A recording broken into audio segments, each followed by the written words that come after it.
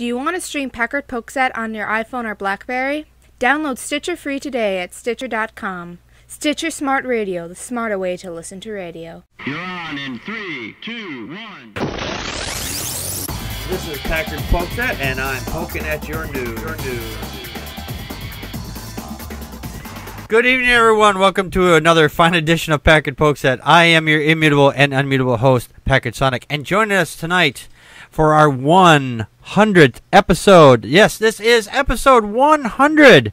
I can't believe we have actually been around for 2 years to actually bring this show to you. I want to thank everybody that's been on the show, that's come to the show and downloads the show and listens to us every week. You are why we do this every week. You are the heart of our show. So we thank you so very much. Also, we are going to be forced to no longer be at blogtv.com anymore. We will be here next week for one more episode. After that, the whole channel gets swallowed up by a new company called YouNow. So we are being forced to move to another broadcast station. So we can either go to Justin TV, or we can go to Ustream TV, Ustream.com or Ustream TV, whatever it is. So if you want us at one place or the other, please let us know. Send us an email at packardpokesat@gmail.com and let us know where you want us. You can also find the show on Mixler.com. That's at mixler.com/packard-pokes-at. You can also, that has all the shows we've ever done, from the very beta podcast all the way up to the most current one. And if you would like to hear us, we're also on Stitcher Radio and YouTube at youtube.com/PackardPokesat. We are all over the place. Everywhere you want to be, we're there with you. Being that this is actually the 100th episode, we also have some special voices from people who have been on the show, who are not on the show tonight with us, and some people who have been on the show who are no longer on the show right now. I've put together a collage, as it were, of everybody who's said something really nice. They said some really nice things, so I want to share that with you. So here it is. Here's the plan. 100. Hey y'all, it's Crystal. 100 shows. Wow, time sure flies when you're having fun. I want to congratulate Packard. It is quite an achievement to put out a show every week and to make it so fun and entertaining. And to everybody that's contributors, co-hosts, and listeners alike, thank you all for being there too. And these congratulations goes out to you just as well. You're the heart of the show. Here's to 100 more, Packard. Best of luck. Hey, this is Joe and C, and I would like to congratulate Packard Pokesat on 100 episodes. If it wasn't for the Packard Pokesat podcast, I wouldn't know what was going on in the news, or my own sex life, or my relationship with God. God is just pretend, except for the flying spaghetti monster. Thank you, and have a generous portion of garlic bread. And babies. Schnarf, schnarf. Hi, this is Packard's friend, Medusa Rants, from the wacky West Coast. I'd like to extend congratulations to Packard on his 100th show, which must be very exciting for him. And it has been a lot of fun for me to get to know Joe Unseen, to meet Dan, to meet Eric, and become very good friends with Crystal. We're sisters from different misters, we like to say. So it's a very homey atmosphere in the show. We talk about a lot of different subjects, and Packard has certainly opened my world, and for that I do congratulate him. Here's to many more, Packard. Hey there, Captain Packard and friends of Packard Pokesat. It's Michael here, and I just wanted to congratulate you for your 100th episode. It's a real achievement for those who like to poke in life. So, well done for your 100th episode, and I hope that you have 100 more. Hey Packard, it's Cal, and I want to congratulate you on your 100th show. And yeah, great job, man. I guess I've only got really one more thing to say. SEMA! Packard, I would just like to congratulate you on 100 episodes. 100 episodes, that's a lot of episodes, a lot of time taken, and very well done and very fun to do. So hopefully this is the beginning of your next 100. Hi, this is Zach's Mind, and I just wanted to congratulate Packard Sonic for 100 shows of Packard Pokesat. Here's to 100 more. I can remember way back in 2011 when all you young whippersnappers were knee-high to a grasshopper. I made a brief appearance on Packard Pokesat. I played the ensign that wore a red shirt and died at the first commercial break way back in episode 35. Some little-known trivia for you die-hard fans. I was also the voice of that invisible pink alien unicorn behind all that makeup during episode 11. I bet you didn't recognize me. Those were some good times. I'm available for autographs for the rest of this cruise, or just stop by the bar and buy me a drink. I'm also available for conventions and other public appearances. Just hammer out all the details with my agent. And make sure to secure a limousine. Last time I did one of these things, they shoved me in the back of a Toyota. Keep poking, Packard, and don't go changing. 98.99. I want to thank everybody who submitted their voices for that particular thank you. I want to also thank, a special thank you goes out to my oldest daughter. She made the graphics for our 100th episode, and it's phenomenal. It's beautiful. Other podcasts get to 100 episodes. They often will take and do like a clip show, and we won't do that. We don't do clip shows here, so we keep moving forward. Now, the only thing that we will be going back on is the hosts. I've been here for episode beta. Since episode beta, I haven't missed a show. However, we've got two people on the show tonight who have not been here in quite some time. Let me get around to introducing them. You'll recognize these voices if you've been listening to the show for some time. First off is Dan, real unrelated Johnson. Greetings. How's it going? There we go. There he is. You haven't heard that voice in a while. And here's another voice from the blast from the past is Eric. I have no thoughts. What's up, guys? How's it going? Yeah, there he is. There's the man that kept me on my toes. Stepped on him a few times, I'm sure. Only in good fun. Yes, and he is just shocked that I am actually wearing a tie. I am. Look, I'm just shocked you're wearing a shirt. Oh, thanks. One time. And I've never let you live it down. It's like, man, it's like, don't other guys have nipples too, or is it just me? It was really hot in here that night. I want to thank you guys for taking time out of your busy schedules, because I know you both are very busy, and joining me here tonight. So kudos to you guys too. So, all right, let's get on. We have some wonderful stories for you tonight. Let's get on to our first topic for this evening. Building a better future, science and technology. The 3D printers. They have been able to print out all kinds of variety of things. There was a man who had his lower jaw was printed with a 3D printed with a titanium implant.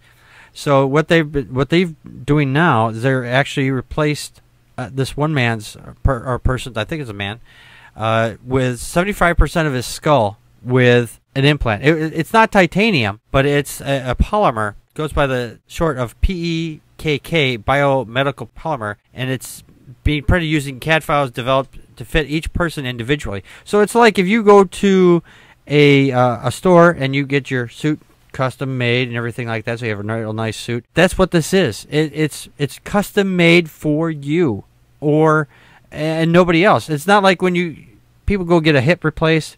They would basically, okay, we got a hip generally about the same size, roughly, and it's already printed out because they come off like an assembly line, like bam, bam, bam. And if it doesn't quite fit, we'll make it fit.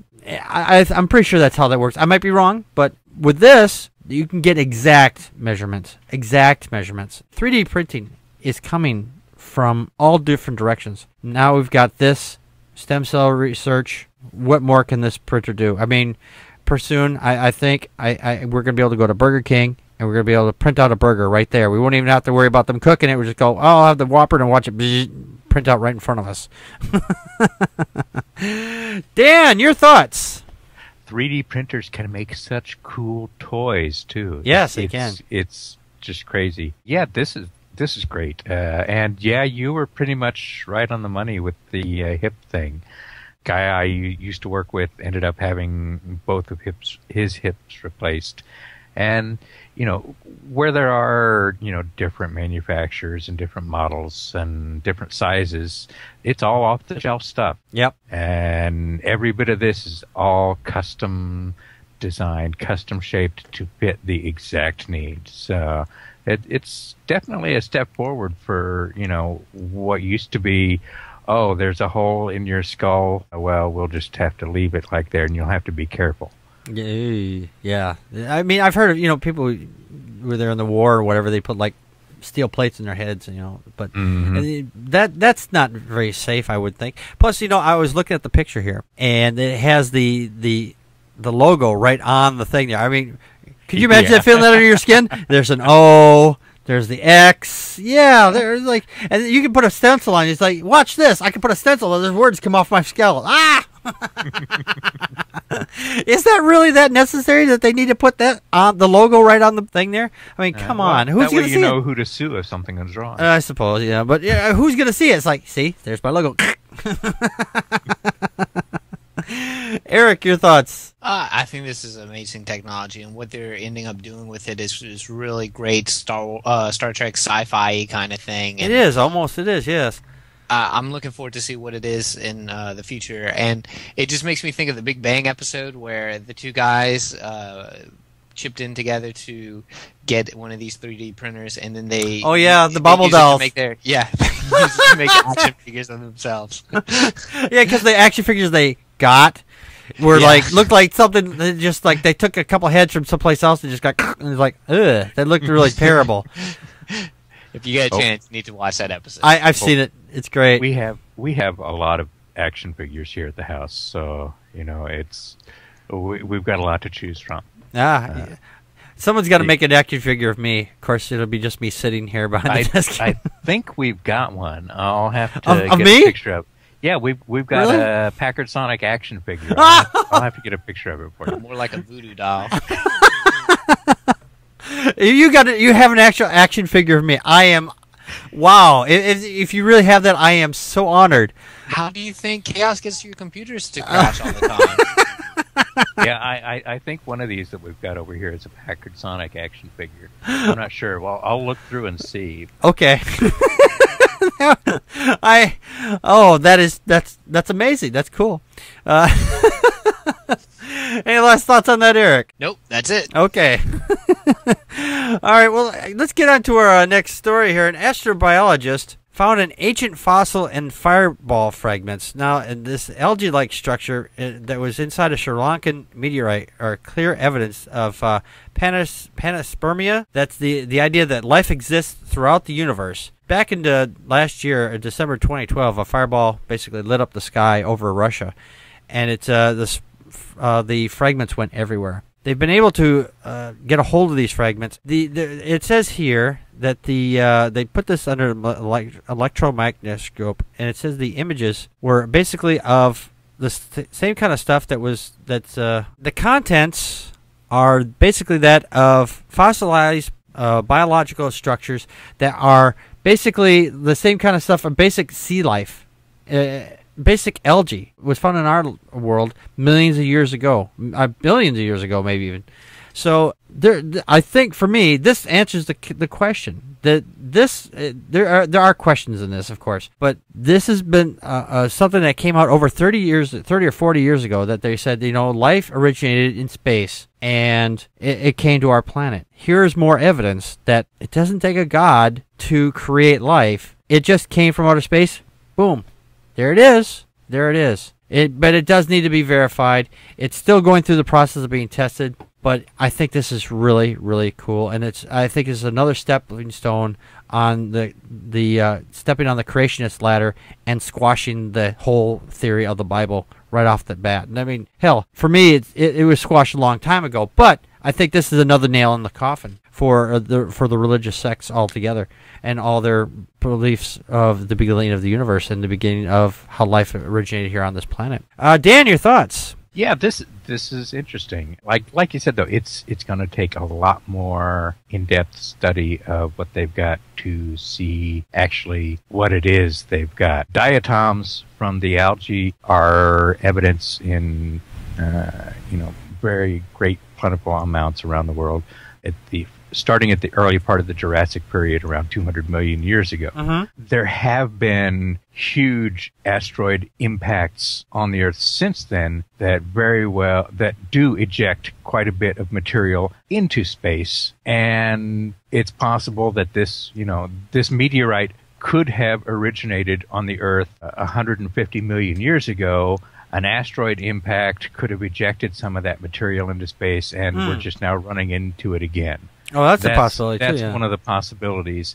Or the possibility is it's not at all what they think it is. It's simply a geological formation within the meteorite that looks like diatoms and might not be. It's still going to be a lot of research is going to need to be done. Yeah. And I think the way that they went about describing this when they put out the claims was very much hype over real science, and we find that a lot with some groups in that area for their own religious reasons want to push back the time of man being on Earth many, many millions more years, as opposed to the Christian creationists who want to put everything back at 6,000 years. Yeah. It's an odd situation over there. Yeah, it is. It really is. But it is really interesting, the fact that they think this material is biological. I mean, it could be. It might be something else. It could be something else. But if it turns out it was biological, and there was saying that, there was people saying that, oh, this is just malformed life that could have been there because of lightning. It's like, no, if lightning, because lightning heats up pretty hot, and it would have burned it up. So yeah, this is very interesting news. I mean, this was proposed over 30 years ago, and I think that this is just more evidence. If it holds true, this is just more evidence for that right there. Exactly. Yeah, Eric, your thoughts? I think it's all fascinating, and there's never been anything to say that there isn't life in space or where we came from or even how we came from it. I wouldn't exactly go as far as say that this disproves that there's a God, because, for me at least, I've always said someone has to explain how we went from nothing to having something. Well, we didn't start with nothing. But at some point there had to be nothing. I mean, we don't know that. I know we don't know that, and that's the big thing. We don't know. We don't know anything, and it's just a matter of belief from that point in time. Yeah, I understand that, but but the fact absence of evidence doesn't mean evidence for a God either. So. Oh yeah, and like I said, it's a matter of belief. After right. That. Yeah. So, but I think it's great. I think it's fascinating. I have read stories and media and stuff like that discussing how we are all, just made up of stars, if you want to get all hippie about it. Nothing hippie about it. We are made of stars. We're all star stuff. Hippies. Hippies. We're all star stuff. We are all scientists agree on that we are star stuff. These aren't hippies. They're scientists. Elements and particles that were found in stars and stuff like that. Yes, of course. Yeah. But it's all very fascinating, and I would like to see. I think it would lend a lot of credence to maybe life on other planets and stuff like that. Oh yeah, absolutely. I know on that I agree with you on. There's a possibility that if this shows that this was life, and let's say it comes from our own planet, or a primordial stage of the planet's evolutionary that we. Say hit an asteroid or something, or hit us and ejected some shit out into space, and then it just happened to be coming back now. Then in that case, that's, I don't know how we're going to test to be sure if that's what the instance of it is, but it's very fucking fascinating as far as I'm concerned. People far smarter than us will figure out. Oh yeah, determine that. Yeah.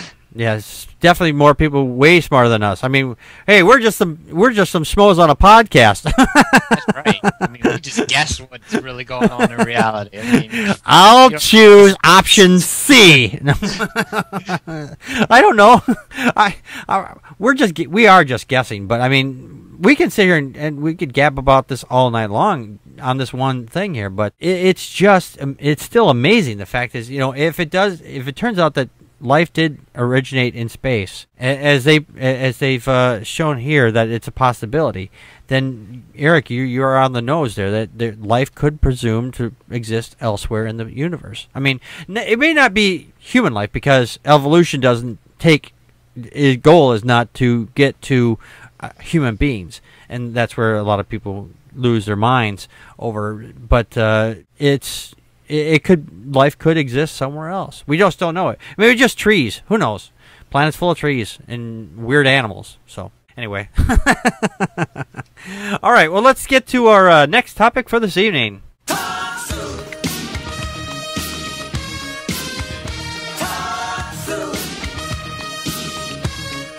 We are talking tonight about entertainment. Oh, we've been talking about, we'd like to talk about the entertainment world every once in a while. And in this particular episode, we're going to be talking about MC Hammer. Don't touch this. Well, apparently he got pulled over by a police officer recently, and he was arrested for obstructing the officer. And I read the article clearly. I thought, another rich person, famous, whatever. He's like, I'm too famous for you. Go away, whatever. Turns out, actually, that the officer was kind of being a dick. And in this instance, I think MC Hammer was kind of on the money on this. I don't generally side with celebrities unless, if they're right in this instance.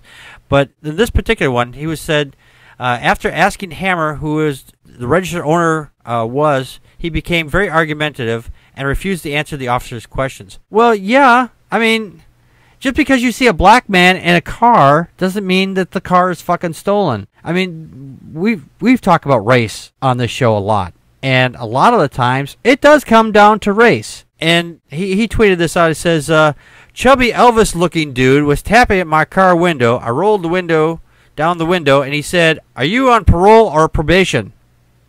Really? Is that your first question on officer? Is that your first question? You ask a black man who happens to be maybe driving a nice car, "Are you on parole or probation?" I'm sorry. I'm with MC Hammer on this one. I mean, this officer, and he calls him a mall cop.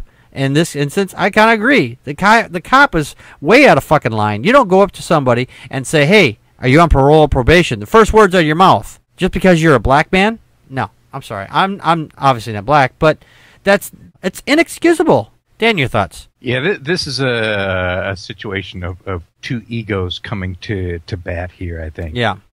One the cop and one Hammer. Gosh, we're covering people that I actually know about in entertainment. That's unusual for me. Yeah. Hammer's got an attitude. Yes, he does. He does. But yeah, he was pulled over because the license plate was expired on the car. Oh, that's a valid excuse to pull somebody over. I have exactly. But then the cop comes up and says, "Are you on parole or probation?" It's like, no. That's not how you start off, Mr. Officer. You start off with, do you know why I pulled you over? That's exactly it. I can understand Hammer getting irate after this. Oh, I would be too. Because I would too. And it's very frequent for people who get into issues with police officers that the obstructing an officer charge. If you piss off the cop, you will be charged with obstructing an officer because that's the contempt of cop charge that they frequently use. Jesus Christ! Just for pissing them off? Basically, it's something that they will make up to slam you with if they don't like you, if they get into it with you. Oh, Jesus Christ! Which is the best thing is to shut up, keep your hands on the wheel, and give the officer your license and registration when asked for it, and don't say anything else. Yeah, pretty much, yeah. And it is also... Oh, I'm sorry. Go ahead, Dan. I'm sorry. And there are places... Well, when you're driving a car, you're required to produce those things. Mm-hmm. When you're on the street, in some states, you're required to produce identification. In some states, you're not. It varies from place to place. Check with your attorney. I'm not an attorney, nor do I play one on the internet. Good advice. Good advice. Yeah, he also quoted on here, says, well, I was handing him my ID. He reached in my car and tried to pull me out of the car, but forgot he was on a steady donut diet. Okay, now that's a bit much, but, you know, hey, I think that was kind of funny. Eric, your thoughts? Yeah, the only thing is that I wonder if there's like video of this, because you know how sometimes police officers have dash cams and stuff like that. I would like to see the video of it, because you know the article is very one-sided as far as MC Hammer goes, and know, we don't know what MC Hammer was doing to go the officer or anything like that. Now, I'm not saying if MC's Hammer's take on the whole entire story, if that's the reality of the situation, then yes, what the cop did was incredibly wrong. But I don't want to just bag on this cop, because we don't know his side of the story. How was MC Hammer acting? What were some of the things that might have alarmed him and stuff like that? But I would hope, you know, even though the reality is it's most probably going to end up being what exactly was said, but I would hope that, you know, we would have law enforcement with a little more common sense than to just start off with a very antagonistic kind of question. All right. No, you're right. That is a very antagonistic question, and you hit it right there. That where's the dash cam of this? Will we be able to see it? Because quite often, that if there's something that's going to incriminate on the officer, those dash cams suddenly disappear. We just can't seem to find it. Oh, it was accidentally erased. Oh no. Right. Speaking of dash cams, you'll notice that there was a lot of footage of the meteor in Russia from dash cams. Yes. And it's very, very common for Russian drivers to have such a dash cam because of insurance issues. You've got a problem, you've got video of what happened. Yep. Now, wouldn't it be nice if we could all have these little dash cams in our own vehicles? And, you know, have one pointed out the front and one pointed right at me and the driver's side window, so I have a record of exactly what happened. You know what? Yeah. You know, the thing is, though, I'm just saying this because, you know, in some places, like in Illinois, for example, that you're recording a police officer in a public location, which they say is illegal, you know, which is fucking bullshit, because you should be able to record a police officer in public. I mean, really? Yeah, that's recording a police officer in public is a felony in Illinois, but that law has been found unconstitutional. Oh, good. In court challenges, and I think it's going to be struck down completely very soon. Oh, good. I hope so, because you're right. It is fucking unconstitutional, and that's what I was trying to get at. Is that there could be cops out there. Even let's say you had a camera in your car and you had these in the window and the whole 9 yards, and he goes, "Oh, is that a camera?" He goes, "Well, shut it off." Why should I shut it off? It's my car, and it's in my private property. I will keep it running if I want to, and then they'll haul you out. They'll probably haul you out. They'll get all irate on you, saying you're obstruction, like you said, Dan, and then they'll haul you out away from your camera where they can't see, and then all you got is your word after that. So, I'm sorry, Eric. Did you have anything else you wanted to add on that? Oh no, like I said, I just would like to, before I sit here and end up going, "Oh, that cop's a giant jerk," I just would like to see the video and see exactly what happened. No, I can understand that. You want to get both sides, and that's admirable. But if it turns out that this cop was way out of line, and you know, quite often being with black men, that this is what happens to them quite often, and it doesn't even get half the press that this is, and it's only because he's getting the press that he is because he's a celebrity to begin with. So we don't know, but I would. Dollar to donuts, I willing to bet you he's almost directly on the money on this. That'd be my guess anyway. All right, let's get on to our next story here. Speaking of arrests, if you've ever heard of American Pie and Don McLean, he sings the song "Bye Bye American Pie." Well, right now he's probably singing "Bye Bye Driver's License." He was fined for going 43 miles per hour in a school zone where the limit was apparently 15 miles an hour. Now, I'm going to tell you right now, I drive through school zones for my job quite often, and it's very specific. It may vary in different states, but here in Wisconsin, it is very specific. It is only 15 miles per hour when children are present. So otherwise, the speed limit is the speed limit of the road at that time, whether it's 25, 35, or whatever it is at that point. So if he got pulled over for doing 43 in a 15 mile per hour zone, that's if the charge is valid, then he deserves to get his ticket. But if he and he paid it, he says, okay, sure, boom. There's an admission of guilt, but he should have battled it and found out if there was no school at that time, then he should have battled it. Honestly, I would have. I mean, it's like, because it would, for me, it would have cost me more money. But but it's not 15 all the time in those zones. It's only 15 when children are present. Period. At least, like I said, only here in Wisconsin. Dan, your thoughts? Yeah, it's the way it's posted here a lot of the times in Illinois, but it's not 15 miles an hour. It's always 20 miles an hour. Yeah. I can't imagine 15. My gosh, that's slow. But yeah, it's I didn't even know he was still around and still singing. My gosh, love his music. He got off okay on that. $400. That ain't bad. Yeah. But yeah, it's were the lights on and flashing or not? Were there is it a school day when kids were present or not? That's what it needs to hinge on. Yeah, it really is.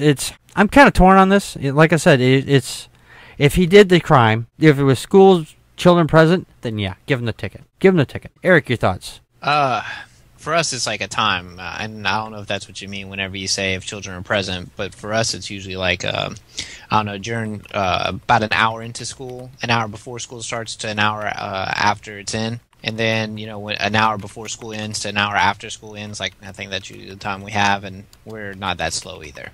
We're more like where Dan is.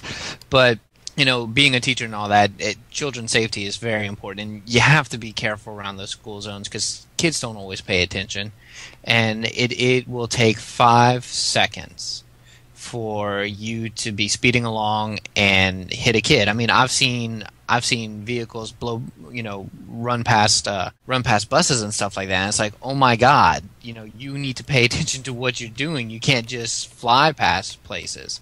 And you also have to be very careful too, because some judges will throw the book at you and they will take suspended license. Like, I'm really thinking he got off easy. I don't know exactly how fast he was going. Did it say how fast he was going? He was doing 43 and a 15. No, I agree with you. He's got off light then. Yeah. I mean, $400, because they have some judges who actually take your license away. So yeah. But please, anytime you're in a school area and you're in a school area, please follow the safety precautions and stuff like that. I completely agree with you there. I mean, in the time that school is present, it is active. I mean, when the speed limit is posted, I mean, when it's active at that time, then they usually have flashing lights going on at that time. At least here in Wisconsin, I can't speak for everywhere, of course. Yeah. But if there was no lights going on, then he should have been the charge should have been reduced. But that being said,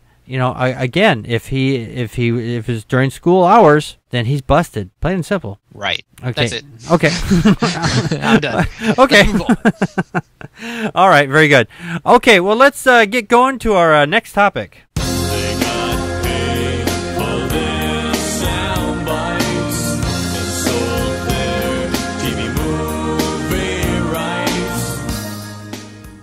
South Dakota.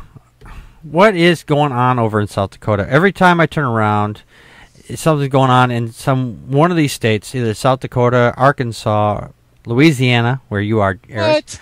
Why you got to be bringing us into this? We already have enough trouble. Yeah, exactly. That's what I'm saying. Now it's South Dakota. Again, it's not one thing, it's another. I mean, we had the Sandy Hook shooting about 3 months ago now, and it was a terrible tragedy. What's even worse is that they think that arming the teachers is an answer. What? Really? No. Sorry. Teachers get stressed out. Eric, you're a teacher. You know this firsthand. You're having to deal with students. The politicians are worse. Oh, yeah, well, the politicians are worse. I don't want to arm our politicians either. But whatever. They can pay for their own bodyguards to have as much ammunition as they want. That's right, yes. But what they're doing is they're calling this the Sentinel Bill. And they basically what they want to do is they want to arm the teachers. What could possibly go wrong? They want to, but they're not pushing guns into the teachers' hands. Fortunately, they're giving them a choice. personally, if I was going to school, and still, I mean, if I was a youngster, the last thing I want to see is my teacher packing heat, because then, think of the intimidation you have over the children. I mean, you're supposed to encourage the children, not to worry the fact that the teacher might decide, hey, Johnny, you haven't done your homework. Let's give you the you feel lucky, punk. I'm not saying that's gonna happen. It could happen because teachers are people. They can snap too, and I've heard stuff when I was growing up of teachers freaking out on the kids because one kid got a little too mouthy, went too far. Who's to say that this teacher won't snap and has been allowed to carry a gun in school? Schools should be a safe zone, away from guns. Don't put a gun in the classroom.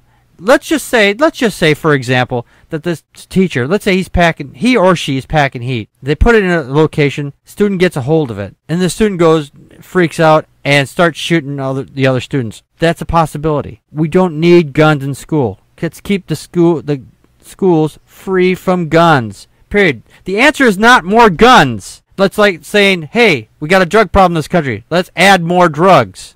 Let's shove drugs onto everybody. That's not the answer. Or let's say, how about with alcohol? Let's make sure everybody's drunk all the time. If you could do it with guns, let's do it with alcohol. Really? No, I don't think so. We put regulations on this stuff for a reason, because alcohol can be, if it's abused, is dangerous. Drugs, if abused, is dangerous. Using a gun when it's abused is dangerous. These things are dangerous items. We don't introduce more of them just because something happened. If somebody got into a car accident because they were drunk driving, we don't say, okay, well, you need to go out and drink more. No, it doesn't work that way. Dan, your thoughts? I know what you're thinking. Did I cheat on 3 tests or 4? Well, are you feeling lucky, punk? Yeah, teachers with guns is, there are people that are there to serve and protect and carry guns, and they're called police officers. That's right. I don't like the idea of a teacher carrying a gun. Yeah, neither do I. I don't like the idea of anyone carrying a gun around children. There was a school employee in Texas that was shot during gun training last month too. Yeah, he wasn't a teacher; he was on the maintenance staff. But again, they were having firearms training for school employees, and there was a malfunction with his gun of some sort, and the instructor was checking it out and handed it back to him. And it went off and ricocheted off the wall and hit the guy in the leg. Right. Where guns are present, accidents happen. Yes. There can't be any firearms accidents if there are no firearms present. Exactly. It's having guns there is not going to keep some nut job from coming in and shooting up the place. Heck, there were armed guards at Columbine. Mm-hmm. That didn't stop that. It's just crazy, I think. Yeah, I think so too. I mean, arming the teachers. There was just a couple months ago. Also, there was a just after the Sandy Hook. It was like about a month later. They decided this one school put an armed guard in there, and he went to use the restroom. Guard come out, gun left behind. Students found the gun in the bathroom. Oh, gee, what could possibly go wrong with that? Don't bring guns into the schools. Period. I mean, the police force out there, there's police officers out there, they get shot at every day. And these people are trained officers. They are trained to handle a gun, and they get shot at all the time. I mean, not just by the bad guys, as it were, but I mean, sometimes it happens within their own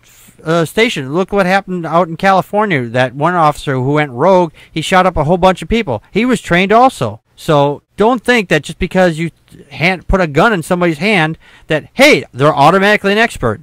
If I put a piano in my hand, does that make me an expert how to play the piano automatically too? No, it takes time and training. And even if you've got time and training on there, you're still going to have issues, and there's still going to be an accident. So at least if I'm practicing the piano, if I make a mistake, no one's going to die. I mean, you might die of boredom or die of a hearing loss, but don't play that note. Eric, your thoughts? whatever y'all aren't in the school system, sometimes you need a gun. Hey, I used to drive school bus. I know what you mean, but hey. No, and this is one of those kind of weird things. There are some very bad schools, and then there's some horrible schools. But I don't know if arming teachers is exactly the right thing. Just because, Thank you. Like you said, it takes a lot of training, Mm-hmm. it takes a lot of practice, and even then, let's say the circumstance does arise, are you going to rely on that person to be able to handle the stress and deal with what's going on?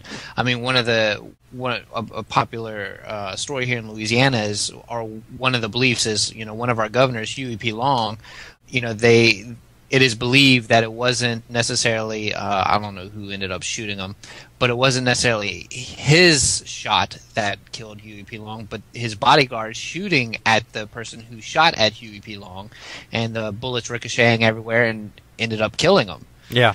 So, in those situations, you need to be sure you have people who are highly trained, highly, like almost military trained. Right. I think a slightly better solution to the problem is have officers, in some areas here we have what's called a school resource officer, where they're police officers who are actually on campuses, and they stay on campus, and they deal with we've got that here too on a campus. Yeah, we've got that here too. We got liaison officers out here, so it's the same thing that they're at the school. Yeah, and I think that's a far better way of handling the situation than having armed teachers. I think you're going to ask for more trouble than what it's worth. And I wouldn't be so worried about a teacher shooting a kid as much, in a fit of anger or rage at the kid, as much as him thinking that he's trying to protect the kid and end up killing the kid in an attempt to protect, because he's. Well, that's a possibility too. That's a possibility too. That he's trying to protect the student, and he ends up shooting and killing the student by mistake. Also, there's because there's a lot of things that happen at a school, and it could be something silly and stupid going on that is just misinterpreted, and all hell breaks loose, and then you have an accident. An accident. Yeah, and you don't know. Let's say someone he goes, "Oh, my teacher got a gun," and they bring like a toy gun or something, and the teacher flips out. "Oh my God, you got a gun!" and doesn't think twice. Just he's trying to protect the other students. He's gonna shoot him. It's like, oh, it wasn't even a real gun. I mean, and then there's the thing here is they don't even have a liability set up for this, just in case this happens. I mean, what do you do if a student gets shot or a student gets a hold of the gun? Let's keep the guns out of the schools, people. The only people who should be in there if they're going to have to carry a gun is a police officer. And personally, in my personal opinion, I don't want even a police officer in the school with a gun. I don't want a gun in the doorway. Period. They should leave those things out. They should find, and these people are trained. They should be able to take out somebody if they have to. I mean, they're wearing body armor most of the time, and if they're not, they can. Body armor doesn't always cover everything. Yeah, I know it doesn't cover everything. I'm okay with police officers and stuff like that. I wouldn't want myself to be carrying a gun on a campus. I wouldn't trust me. No, but, exactly. The police officer on campus, I don't mind. I mean, it's never been a problem. It's never been something that I sit there and go, oh well, I'm nervous because it's not anything like that. He has to carry it. It's a part of his wardrobe, and if push comes to shove and some guy needs to be taken out, then I want him to have any means possible to take that guy out, if it means protecting the lives of everyone inside that school. Yeah, no, I can understand that. But I mean, it's just my personal opinion on that. I don't think they should have any guns in the school whatsoever. But but I understand that concept there, that if something does happen, at least the officer does have a weapon access. But I mean, these things, while they are more often, they are still extremely rare. We should not have to feel like we have to turn our schools into little fortresses. I mean, this is a place of learning. It's not a fortress. But anyway, do you have anything else you wanted to add on that, Eric? Nope, that's it. Okay, very good. All right, let's get into our next story here. Speaking of schools, a kindergarten teacher decided, since we're talking about teachers anyway tonight. I was going to say, you must have waited till I came on for all these stories. Well, they just happened to hit all at the same time, fortunately. A kindergarten teacher was fired after bringing a vial of her blood into the classroom and then letting the children taste it. This isn't taster's choice, this is blood. What was going through this person's mind? She went to the doctor and said, hey, I want to bring in a vial of blood. She poured it out and invited the students to touch it and feel what blood feels like. Well, we all have blood. I mean, it's warm, it's gooey, and it hardens up pretty quickly because of plasma and coagulants in there. Then, this is the kicker. The kids are going, how do we get this stuff off? So she sticks her, okay, just taste it, just put it in your mouth. Oh, yep, that's it. That's how you get rid of it. What are you thinking? She was, fortunately, I may have mentioned this, she was fired. And we do not need teachers in school passing out blood. I mean, this isn't Transylvania, okay? This is not the Transylvania kindergarten, okay? We're not training vampires. We're training, we're educating children. If they want to taste blood, wait till they turn 18 and they can stick vampire teeth in their mouth and taste their partner's blood. And this happened in Norway. So fortunately, this didn't happen here, but it's still the weirdest story I've ever heard. I got to get your perspective on this, Eric. The Norwegians are very weird. Yes, that's where it's gone. They are. You know what? I think we're going to start with you on this one, Eric, because I've got to get your perspective on this. Well, I'm just sitting here and I'm thinking to myself, what lesson are you teaching to, first of all, go to a doctor, ask for blood to bring to school? Right. Aren't there things called computers, iPads, that you could look at this, and then to let kids touch it? How unsanitary. I mean, This is like things you don't do teaching 101 kind of thing. You don't, like, I don't know. It's kind of like the teacher bringing a porn to school to show it. This is what porn looks like, children. Because I think a better idea would be like, the sex ed teacher bringing porn to school to show what sex interaction should be like. It's like, you just don't do that, It's not, I don't know. This is weird to me. This is weird. I really wish I knew. What is she training them for? Teaching these children that, hey, this is what blood is, and here's your needle. Let's stick everybody. Let's see what the blood looks like. Here's not to take away from the true stupidity of this story. The teacher is let's say that they're doing a lesson about blood, and she wanted to show what blood looked like, felt like, and all that good stuff. But it's like, you don't have to bring your blood. It's not like kids don't have scratches or cuts or bloody nose or and then have them feel your. I mean, it's like, do you even know where you've been? I guess so, but I mean, still, you don't know what you have running around in your blood. That's true. They were testing her for HIV and a myriad of other diseases. They're still getting those, and those tests aren't even in yet. So if let's just say the worst case scenario, she has HIV or a communicable disease like herpes or whatever, and then these children now all have this or have the possibility of getting it themselves, and then she is going to be sued into oblivion on this. Actually, I don't know. She could possibly be sued, but the school district will also be sued, and that's where the bigger money is. Because you could sue her and she could go bankrupt. School district actually has a whole lot more money and tends to be sued a whole lot more. Yeah. But I mean, I like I said, I can understand that wanting the kids to feel and see what blood is like from an educational standpoint, but it's like, you don't bring your blood. There are a whole lot of other ways you can show kids blood without actually making them feel and touch and all that good stuff. Blood, right? Real blood. Yeah, if she had just brought a vial of the blood, or it could have been colored water for all the kids would have known. Right. She could have done that, said this is what blood looks like, and you shook it up and then left it there. Or how about this? You can try and create. You can have the kids create like their own little vial of blood, and have water, food coloring, maybe something to make it a little bit thicker and stuff like that, and explain kind of the process and stuff like that. Something very hands on. And I guess that's the thing. It's like this. The teacher might have been trying to do this hands on approach, but it's like, this is way too hands-on. Bring real blood. Blood. Right. Yeah, no, yeah. If this were like teenagers, I could see bringing a vial of real blood if that was part of the curriculum. But you said it right there. It's perfect. Let them create their own little fake blood, so that they can say, "Hey, Daddy, Mommy, look, I made some fake blood at school." Like. Oh, you can even pretend like it's for a movie or something like that. Sure. Make it fun for them. Sure, make it fun for them. Yeah, exactly. But don't bring the real stuff. You bring enough of it into the classroom when you just walk in the room. You don't need to bring it out and show it to everybody and say, "Hey, here's some real blood." No, don't do that, please. And let's hope on that this is not the case that these have. She doesn't have anything, and fortunately, hopefully that these kids all come out clean on this. But still, this is damn fucking irresponsible.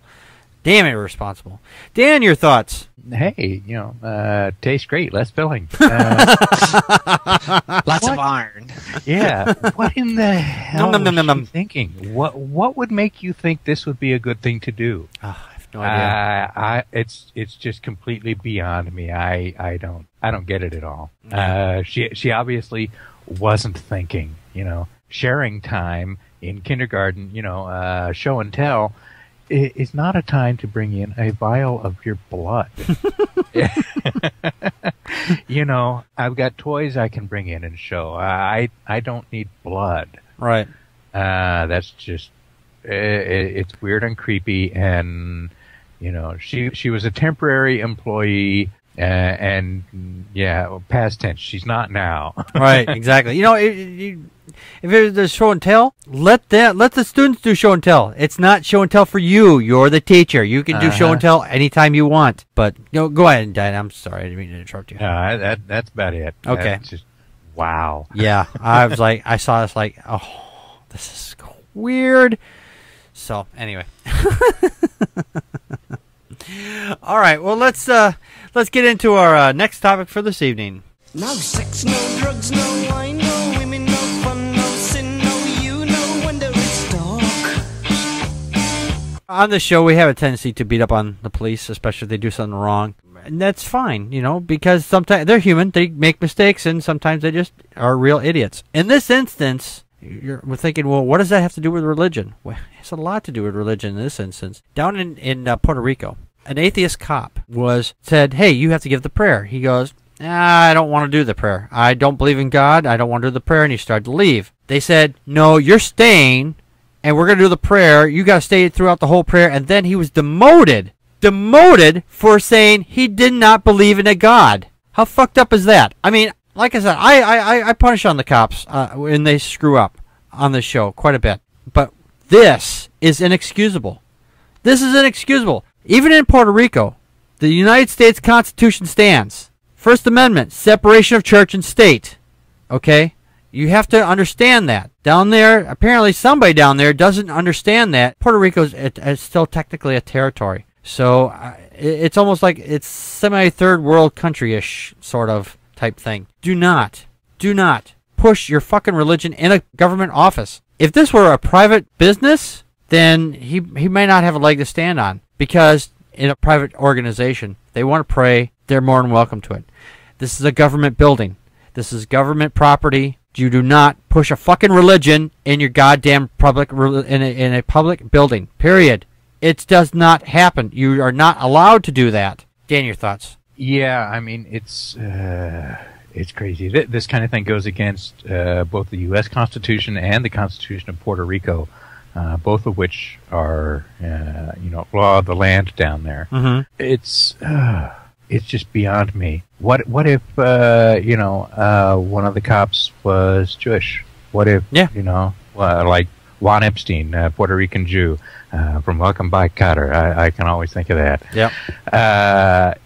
What if one was Muslim? It's like you're gathering around for your precinct meetings and having an official prayer, and you mock him when he doesn't want to take part in it. That's the most reprehensible bullshit I can think of. Yes. And, I know that the ACLU in Puerto Rico is looking into it, and that I think charges are being filed against the former police commander. I don't know why he is former and why he is not a current police commander, but Right. that makes me happy for one thing. Yes. But yeah, this kind of thing can't be tolerated. I don't care what religion anybody else is in my workplace. It's not that it's not anybody's business, it's that it shouldn't matter. Yes. And you shouldn't have an official prayer, if your business happens to be the First Street Baptist Church, that's different. Mm-hmm. But when your place of business happens to be the local police department, no, you're making your own officers feel inferior and outsiders. In that same way, you're making other people that you come into contact with on a daily basis who might not share your views on religion, you're making them second-class citizens to you because you feel your religion is more important. Yeah, it's a big clusterfuck. It really is, and it's just what possessed this officer. I know down in those particular areas of the country, or these lower, I don't want to say lower states, but they pushed religion into those areas because they're very superstitious. A lot of superstitions run around rampant in those areas because they're uneducated, just don't know any better. I don't know what the problem is there, or I know the Spanish conquistadors came down through that way and pushed Christianity throughout the whole region, and then they shoved it down all these people's throats that were down there because they conquered them with all that other shit that was going on there. But this is not that time. This is 2013, for fucking Pete's sakes. Do not push your goddamn religion into a government building. Period. Eric, your thoughts? Well, for me, I think that the question that should be asked is, was his belief impeding his job? If the answer is honestly no to that, then he shouldn't have been demoted. Now, are there other things that might have caused him to be demoted? I don't know. Is this really the cause of his demotion? I don't know. But if it's based off of religion, then no, he should not have been demoted. You have the right to believe whatever you want to believe, regardless of if you agree with it or not. You are more than welcome to believe it, just as long as it does not interfere with your job. Right. No, I understand that. This was he had a lack of belief. He was an atheist. He's like. I don't see how a lack of belief would interfere with a job. Okay, well, I guess I'm going to say that for the topic later on. Okay, I have a really good question about that. Okay, but but in this instance, his superior officer was in the wrong. Right. If he got demoted based off of his religion, then yes, his superior officer is in the law. Is in the wrong. I'm sorry. Is in the wrong. So yes, I do agree with that. Yeah. So it's just this cannot stand. I mean, it just can't stand. I mean, we've got to stop this kind of stuff. If this was permitted to go on, just imagine what's going to happen here in the United States. It could set a real bad precedent. And then I don't want my police officers having to go around and think that they have to pray before they go out on the shift. I mean, I'm sorry. No. Anyway, let's get into our discussion for this evening. And tonight's topic is Eric kind of hinted at it, is why do atheists talk about God so much? We do, as an atheist, we do talk about God quite a bit, and sometimes it depends on the person. Some atheists will not speak about God at all. They'll just kind of like let things roll off their back and go, okay, whatever, and be done with it. But as for myself, we do here on the show, we do talk about God, registered trademark of God Industries. But we talk about it a lot because the fact is, a lot of religious people don't realize. It's like for us, it's like going into a swimming pool, and with every step you go into the swimming pool, you are constantly being surrounded by this stuff everywhere you go, and so we are being bombarded with it, and we don't like it. So what we do is we're pushing back. And religious people go, why are you doing this? Why are you making waves? So why are you talking about God? I mean, you don't believe in him, but why are you talking about him? It's like, well, I like trees. I'm not a tree, but I talk about trees. What's the difference, really? And we're going to start the timer now. Eric, you had some thoughts? Go ahead. Well, I just wanted to ask a question because earlier you had said that you have a lack of belief. Yes. And I would almost venture to say, is it truly a lack of belief? Yes. Or is it a lack of belief in God? That's the same Because thing. your belief would be atheism. No, You know what I mean? atheism isn't a belief. Atheism is just a lack of belief in a God. Okay. Isn't that what I was getting at? No, you're saying that like atheism in itself is a belief. It's not. It's atheism itself is just a lack of belief in a God at all. I mean, or any gods for that matter. Right. And I understand that, but is it still a belief at the end of the day? Or No. Is it opinion, or is it what? I mean. No, it's not a belief at all. Okay, well that's all right. I know there's in the religious community there's a lot of confusion on that. That they. Oh, I'm serious. There's a lot of confusion that people think that because you don't believe in a God, that means you're still believing it because you're still talking about it. No, that's not how it works.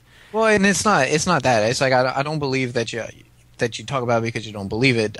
In my view, and I would venture to say that sometimes I find atheists need to be a little bit careful because they almost fall into the same trap that Christians fall into, in my view, where it's like they try so hard to convince everyone that their belief is right, and it's the same with politics. They try so hard to convince everyone that they're right that they fail to realize that the thing that they hate most about the believers or even the non-believers is what they're becoming, is that type of person who's trying so hard to convince people that they are right, that it's their way or the highway, that they forget that at the end of the day it doesn't matter. Okay, I have a question for you. Your belief, my belief is my belief. Okay, I understand that. Let me put it to you like this, Eric. If someone were out there walking in traffic because they believe that they're a traffic cop and they're not a traffic cop, would you just say, okay, well, let them believe whatever they want to believe in that instance? Well, okay, so that's something that's slightly different. Are we talking something that will hurt them or something that... Well, religion can hurt people too. It can. And there's been proven to hurt people over and over again. So either way. But I've seen some miraculous thing from those who do believe that have come out of like very bad lives and stuff like that. And I've seen people who come out of very bad lives without religion too. So. Right. But I mean, sometimes people need things like that. But I don't know if they need it. They just they're trying to fill a hole that they just don't know how to fill back up. Hey, have they become a better person at the end of the day? Well, I don't know. Sometimes that's the question that needs to be asked by all this. Because I mean, let's say hypothetically, okay, so let's take your traffic cop thing. Mm-hmm. All right, so if the person believes they're a traffic cop and doesn't hurt anyone, doesn't walk out on the street or anything like that, but let's just say, oh, I'm a traffic cop. Is that really hurting anyone? Well, it's called delusion of grandeur, actually. You know what? I'll tell you what, Eric. Why don't you hang on a second? We got a few minutes here left. We got not that I don't want to cut you off here. But I want to get Dan in on this as well. Here, Dan, what are your thoughts? Why do atheists talk so much about God? I think a lot of it is because the notion. This is speaking as an American. It's different in other countries, certainly. But the notion of a Christian God is very prevalent in public life in the United States. Mm-hmm. And, the majority of people here do self-identify as Christian or Catholic, one flavor of Christian or another. But I think a lot of Christians don't realize the amount of time and space that's taken up throughout our daily lives that remind us of Christianity. Whether it's billboards or the church on the corner or somebody out going door to door, the reminders of Christianity are there in our lives every day.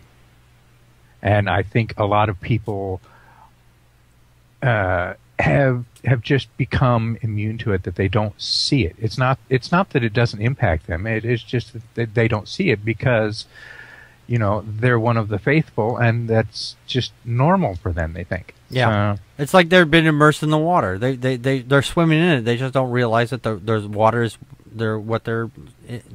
that they're in.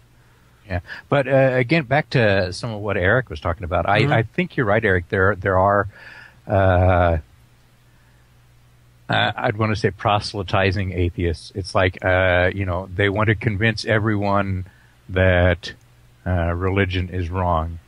And, while I count myself among those who feel that we would be better off without religion, I support everyone's right to worship or not as they see fit.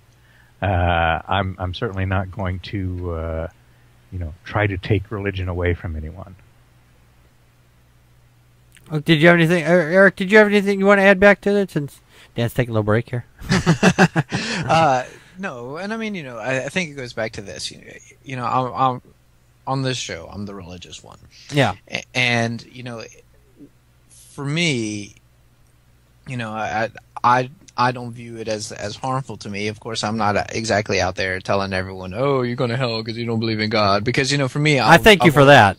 Oh, no problem. I do what I can. But for me, I believe that religion is a very personal thing. Whether you believe in it or not, or whatever your belief may be, it's personal. It's something up to you. And I think out of all this, it is healthy to have a discussion about it. It's health. The discussion is healthy, the conversion is not, if that makes sense. If we discuss it, regardless of if you're atheist or if you are Christian, there are a lot of good things, a lot of things I can understand. I mean, an atheist is, can help you understand your religion in some ways better than what a Christian is, because they have a different perspective on it. Mm-hmm. Just like sometimes a Christian can have a better perspective as far as their belief. And I think when we get into problems, we try and convince people. I'm sorry, Eric. That's time. God dang it, Packard. You suck. Hey, the timer ran out. Don't blame me. Freaking atheist, always keeping the man down. That's right. We like to think rationally and keep things timed out. If you think this is unfair, Packard_Sonic sucks at yahoo.com. Thanks, Eric. I knew you'd try to find somewhere to put that in there. But no, overall, and Dan is right that there are some atheists out there that proselytize, but a lot of it is that at the end of the day, we're trying to make the space equal for everybody. I think that's a big part of it. And one more thing there, Eric, is that people who don't believe in God, it just means that there is no faith behind or belief that there is no God. It's just we do not believe in a God. There's a difference there actually. So, but it's sometimes it can be complicated, but it's also incredibly easy. If you're looking at through this side of the fence, it's just like we just do not believe in a God. Don't believe in any gods. You're like, for example, you don't believe in Zeus, Methuselah, Cthulhu. We just go one god further. You don't believe in those gods, so we just Cthulhu is totally coming. Cthulhu's coming. I just like saying Cthulhu. I know, it's awesome. Yeah. Thor, whatever. Whatever it is, there's a lot of Christians out there. They don't believe in any of those. They don't pray to them. But I guess going back to what I was trying to say, at the end of the day, is it still a belief? No, it's not a belief. It's a lack of belief. Okay. It's just a lack of belief. That's all. Just no belief. Well, and let me chime in on that point a little bit. Sure. There's atheism is not the belief that gods don't exist. Right. It is simply the lack of belief in God. It's like I can't say one way or the other whether a god or gods exist or not. Mm-hmm. I have no evidence pointing one way or the other. Right. And I can't say God doesn't exist. I think God probably doesn't exist, particularly the God that is outlined by a majority of Christians. That particular God is very unlikely to exist. Right. But I can't say God definitely doesn't exist. Right. You can be agnostic on your atheism too. It's that simple. And there's a lot of people who are they're at the far end of the scale. They say God does not exist. Period. But then they have to prove evidence, and I don't have evidence for the non-existence of a God. But the evidence does not support a God, as far as I can see. So, and I don't know what evidence you want to come up with that would show that the existence of a God, but lack of evidence does not mean evidence of a God. But generally, what it does is we just don't believe in it. Period. Overall, I mean that's the fine line right there. Just You no hippie belief. heathens. Yeah. Well, hey, thank you. I appreciate it. I'm far from a hippie, but heathen. Absolutely, I am definitely a heathen. All right, well, let's get into our next topic for this evening. And our funny tweet tonight comes from Cy Dawson, who said, Pope, Pope, Pope, Pope, Pope, Pope, Pope. Okay, good. We got that out of the way. Let's move on. Lolcats, anyone? This is particularly pertinent because they just finally picked out a new pope, and the guy said, another douchebag. He's the progressive one. Yikes. And so if you're out on Twitter, give Cy Dawson a follow. He's pretty funny. So yeah, Pope. Do we need another one? Any thoughts on this, guys? Congratulations, Argentina. I know y'all are excited and y'all are living it up. Yeah. Well, and the thing of it is the people cheering in the streets and everything. And it's like, it didn't matter who it was. Yeah. They could have chosen any one of them, and it would have been exactly the same cheering, and it would have been exactly the same number of people here in the U.S. who knew who it was, which is almost none. Nobody. Yeah, exactly. Yeah, and the funny thing is, you nailed it, Dan. It could have been anybody. It could have been somebody from this show. We could have made Eric Pope and go to God. Yay! We got a new Pope. It's Eric the First. I would have been an awesome Pope. So anyway, yeah, this I think this is pretty funny actually. So, all right, well, let's get into our shout out for this evening. Hey, you guys!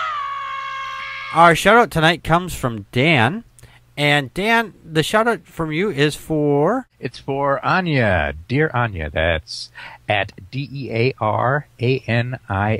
Right, Anya Bula. She's an atheist. She's a feminist. She's from Canada. She's also a blogger. She's got Crohn's disease. She blogs about that frequently. And she's working on a book. Mm-hmm. And she's a pretty awesome person to follow on Twitter. So you know what's check her really out. Oh yeah, definitely give her a follow if you're not on Twitter. Why don't you give dear Anna a follow? It's DearAnia. And what's really interesting, I pulled up her Twitter profile where Dan was giving the name here, and she has a very remarkable look like my oldest daughter. I mean, and just this one picture of her, just the look, it's just like, oh my God, it looks like my daughter, my oldest daughter. Like, I couldn't believe it. So I completely forgot about that. I'm gonna have to show her to her after the show. All right, that's it for us tonight. I want to thank everybody for coming to the show. Thank you for putting up with us for 100 episodes. And if you want to contact us and tell us how good we are, or how bad we are, or how screwed up the show is, and how to fix it, tell us. If you want to, we'll tell you how to do that right now. Would you like to contact us? We can be reached 28 hours a day, 8 days a week as Packard Pokesat on Twitter and by email at packardpokesat@gmail.com. Your host, Packard Sonic, and his very honored and crazy co-hosts with occasional guest hosts who enjoy your comments or suggestions. You can also listen to the show on iTunes, YouTube, Mixler Radio, and Stitcher Radio. Click the like button on Facebook/Packard Pokesat to join in the conversation. While you're there, don't forget to snap on the Focus on Photography group. Please rate, comment, subscribe, retweet, and repost the show wherever you can. It really helps us out. Please donate whatever you can afford to help keep the show running. Visit packardpokesat.wordpress.com for more information on this or any other episode. We hope you enjoy the show. Thanks for listening and for your support. And thank you, Joe. You did a good job on that. But anyway, yeah, I want to thank everybody that comes to the show and supports the show by just showing up. I mean, you people are beautiful, and the people who keeps coming back here every day, every week to join us on our misadventure of how to do this show. And believe me, we have our share of misadventures on this show. I got a special glass of wine for tonight only, because I generally don't drink on the show, but tonight I'm going to. So this is a friend of mine dropped this off to me. It's rhubarb wine. And it's actually quite good. It's actually quite sweet. It's a little warm now, but oh, is it so good? I want to thank everybody for coming. Thanks for coming. We'll be back next week. We have a special guest next week. His name is Alex. He's on YouTube as Venaloid. So look him up, and we'll see you next week. This has been Packard Pokes It. We just poked at your news. And that's a wrap.